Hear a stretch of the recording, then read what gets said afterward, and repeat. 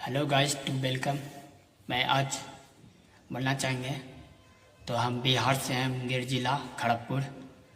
तो हम मूर्ति बनाते हैं, तो आपको दिखाएंगे फेस राक्षस का।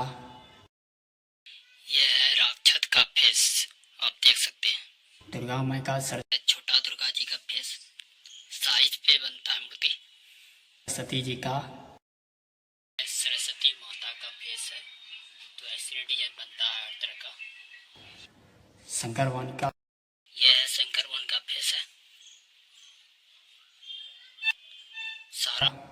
तो हर तरह का डिजाइन मूर्ति हम बनाते हैं। तो आपको बनवाने चाहते हैं तो हमारे बैकग्राउंड में दिया हुआ नंबर, तो इस नंबर पे कॉल कीजिए। हर डिजाइन की मूर्ति हम बनाते हैं, ऑर्डर भी लेते हैं। तो हमारे इंस्टाग्राम है, फेसबुक है, यूट्यूब है,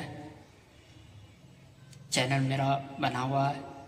तो इस ज़्यादा से ज़्यादा शेयर करें, सपोर्ट करें, कमेंट करें, फॉलो करें, सब्सक्राइबर करें। हमारे वीडियो अच्छा लगे तो ज़रूर करें।